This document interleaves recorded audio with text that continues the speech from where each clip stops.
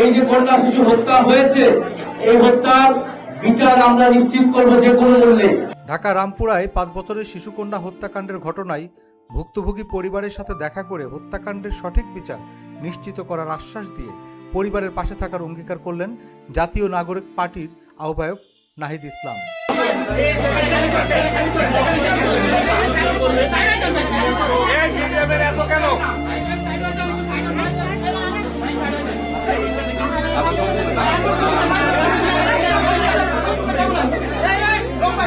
আপনার মতন একজন মানুষ আমি পাশে পাইছি। আমি একজন গরিব অসহায়, আমার পক্ষে সম্ভব না আমার এখানে টাকা দিয়া মানে এটা ধামাচাপা মানে বিচার করানো। আপনাদের সহযোগিতার কারণে আমার মেয়ের ন্যায্য বিচারটা আমি পাবো। আপনার কাছে আমি আশাবাদী। আর আজকে আমি সিসিটিভি ফুটেজটা দেখতে চাই। আমরা আজকে দেখবো সর্বাত্মকভাবে আপনাদের সাথে থাকবো এবং এই বিচারের দায়িত্ব আমি নিজে নিচ্ছি। বিচার সুষ্ঠু তদন্ত এবং বিচার অবশ্যই নিশ্চিত করবো। আপনাদের কাছে এলাকাবাসীর কাছে আমাদের ওয়াদা, আমরা অলওয়েজ আপনাদের সাথে যোগাযোগ থাকবে যারা আছে এবং কোথাও কোনো গাফলতি ঘাটতি থাকলে আপনারা দেখলে আমাদেরকে জানাবেন। আর আপনাদের এখানে কোনো খরচ বা দৌড়দৌড়ি কিছু লাগবে না, এটা আমরা যা করার আমরা করবো। জাস্ট আপনাদের যেখানে উপস্থিত হওয়ার কথা বলার সেখানে বলবো। এখানে সর্বক্ষণ সহযোগিতা পাইছে আপনার যুব সমাজের তুষার ভাইয়ের কাছে। আমরা এখানে কথাবার্তা বলে আমি এখানে আরেকটা কথা বলতে চাই, এসে আমরা থেকে আপডেটটা নিব।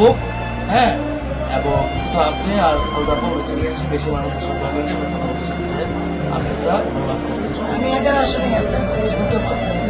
আসেন আপনাদের মিডিয়ার মাধ্যমে আমি আরেক আমি ওই বাসায় আসছি।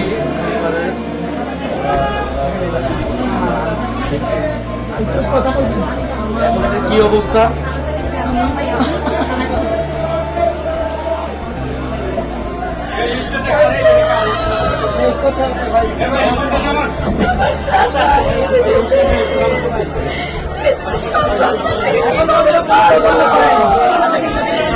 একজন গ্রেপ্তার হয়েছে।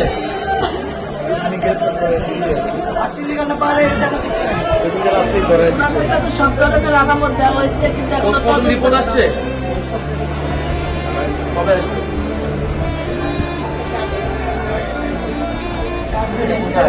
ঢাকা মেডিকেলে কবে আসবে? কালকে আসবে।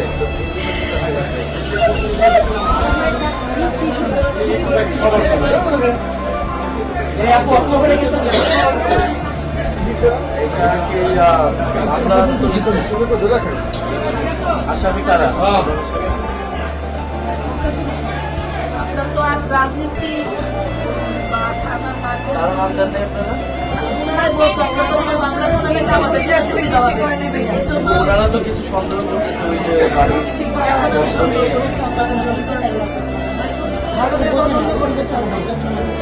দুই বাড়িওয়ালা একসাথে জড়িত আছে।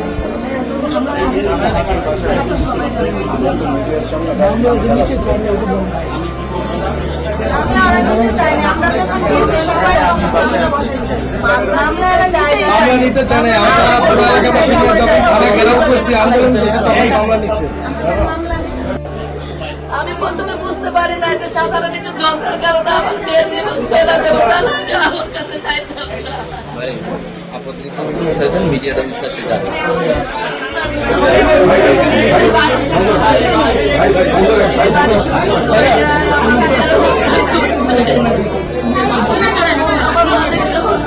আমি হত্যার বিচার চাই।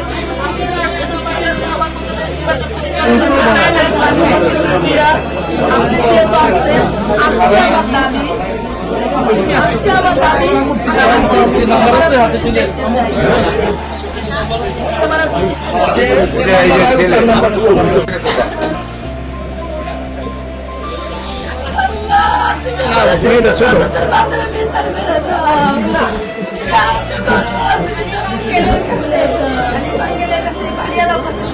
আমরা বলছি দেখায় নাই, সে আর আসে নাই। যখন আমার লাশ বেড়ে, আমি মানবাড়ি সেকশন থেকে আসছি। এটা তো আমার বলার কিছু আছে। আপনার সত্য পানি আসছে, আমার মেয়ের খারাপ অবস্থা হচ্ছে।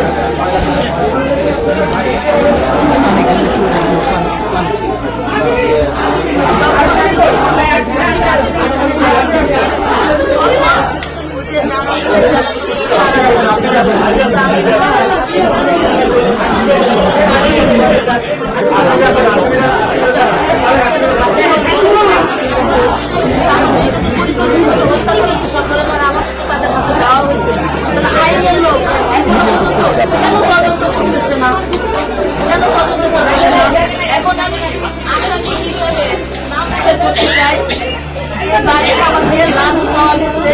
এই বাড়িওয়ালার নাম আবুল কালাম, মেয়ের জামের নাম নয়ন, বাড়িওয়ালার নাম আবুল কালাম। কারণ আর অনেক টাকা জড়িত আছে, সে একজন বাড়িওয়ালা। আমি এ বাসার ম্যানেজার, এ বাসার ম্যানেজার, আমি এ বাসার দায়িত্বে আছি। আমার বাড়িওয়ালা ক্যান্সারের রোগী, আমার বাড়িওয়ালা ক্যান্সার, যার কারণে বেশিরভাগ সব দায়িত্ব আমারই দেখতে হয়। যেহেতু ওনারা আসতে পারে না, নতুন বনশ্রী থাকে, যখন এই বাড়ি পালিং করে তখন পালিং এর পানি মেন নল দিয়ে সে বাতাস করছে। এই মেন নলের ঢাকনা খুলে পালিং এর পানি তো সাধারণত এখানে যে পাচার করার কথা না, পাচার করার বিধায় প্রত্যেকটা বাড়িতে পানি ঢুকছে। এখন এই বাড়িতে পানি আছে, বন্ধে আমি জানানো খুলতে পারি না। এক কথা দুই কথা তার সাথে আমার তর্ক হয়েছে, সে প্রকাশে হুমকি দিছে। সাক্ষী উনি একজন বাড়িওয়ালা, চারতলা, এই বিল্ডিং এর চারতলা ভাড়া থেকে পাশে ওনার, উনি এখন থেকে বাড়ি করার কাজ শুরু করছে। এইভাবে নিজ কানে শুনছে, এইভাবে নিজ কানে শুনছেন যে প্রকাশে হুমকি দিছে।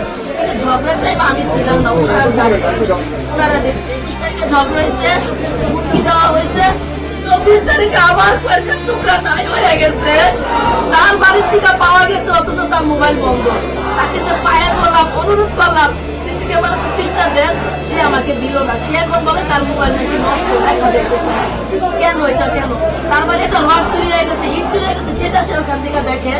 আর আমার মেয়ে মারা গেছে সেটা আমি দেখতে পারতেছে না। এটা কিভাবে সম্ভব? আমার মেয়ের মুখে প্রচন্ড পরিমাণের বিষ ছিল, তাকে যে মাথায় নিয়ে ঝাঁকাইছে, মেডিকেলে নিয়ে অক্সিজেন দিছে, চাপ দিছে। আমার বালিকের মুখ থেকে শুধু বিস্কিট বের হয়েছে। সে যদি পানিতে পারে পড়তো তাহলে সে পানি খেয়ে পড়তো।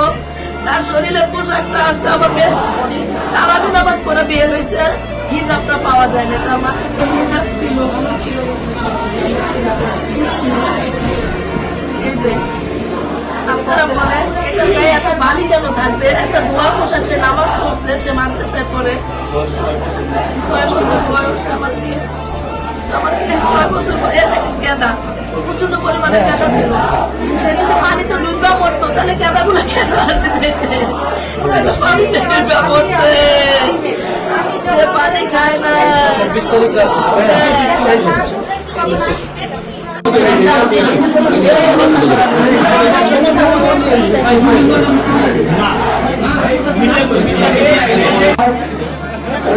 হয়েছিল আমরা তার পরিবারের সাথে, সেই শিশু কন্যার মায়ের সাথে, তার পরিবারের সাথে আমরা সাক্ষাৎ করেছি আমি, এবং পুরো ঘটনা বিস্তারিত শুনেছি। ব্যক্তিগত কিছু দ্বন্দ্বের কথা উনি বলছেন, এলাকার কিছু দ্বন্দ্বের কথা উনি বলছেন। আমরা তথ্য প্রমাণ তদন্ত ছাড়া আগাম কোনো মন্তব্য এখন করতে চাচ্ছি না। আমরা এখানে এটাই বলতে এসেছি যে এই পরিবারের সাথে আমরা আছি সর্বাত্মকভাবে, এবং এই যে কন্যা শিশু হত্যা হয়েছে, এই হত্যার বিচার আমরা নিশ্চিত করব যে কোনো মূল্যে।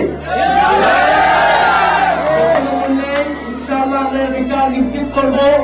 এই অভয় এবং এই আস্থা আমরা ওনার মাকে দিয়েছি, কারণ আমরা মনে করি উনি আমাদের এই বোন, উনি আমাদের সাথেই ছিলেন। এবং এই যে তার মেয়েকে এভাবে হত্যা করা হলো, এই হত্যাটা ছিল সম্পূর্ণরূপে পরিকল্পিত। ব্যক্তিগত যেই দ্বন্দ্ব থাকুক বা যেই কারণেই হোক না কেন, এই হত্যাকাণ্ড কোনোভাবেই গ্রহণযোগ্য নয় এবং এটা একটা গর্হিত অপরাধ। যারা এটার সাথে জড়িত ছিল প্রত্যক্ষ এবং পরোক্ষভাবে, তাদের কঠোর থেকে কঠোর শাস্তির আওতায় আনা হবে। যত বড় প্রভাবশালী হোক না কেন, বাড়িওয়ালা হোক না কি হোক, সেইটা কোনো বিবেচনা নেওয়া হবে না। পুলিশ প্রশাসন নিরপেক্ষভাবে কাজ করবে এবং এই হত্যাকাণ্ডের বিচার আমরা দ্রুত সময়ের মধ্যে নিশ্চিত করব। আমরা থানার ওসির সাথে যেই দিন ঘটনাটি ঘটেছে 24 ফেব্রুয়ারি সেদিনই আমরা ওনার সাথে আমি ফোনে কথা বলেছি, থানার ওসির সাথে কথা বলেছি, মামলা নেওয়া হয়েছে। পোস্টমর্টেম রিপোর্ট আসলে আপনাদের পুরো ঘটনাটা বোঝা যাবে কিভাবে হত্যাকাণ্ড হয়েছে, কিভাবে মারা গিয়েছে মেয়েটি, এবং ওনারা যাদেরকে সন্দেহ করছেন সেই সন্দেহভাজন তাদেরকেও প্রশাসন, আইন শৃঙ্খলা বাহিনী তারা খতিয়ে দেখছে। আমরা আশা করি দ্রুত সময়ে অলরেডি একজন আসামি গ্রেফতার হয়েছে, সন্দেহভাজন একজন। আমরা আশা করব দ্রুত সময়ের মধ্যেই গ্রেফতার হবে এবং এটা ন্যায় বিচার আমরা এই বোর্ডকে সবাই মিলে নিশ্চিত করব। এটা আমাদের ওয়াদা আজকে ওনার কাছে এবং এলাকাবাসীর কাছে।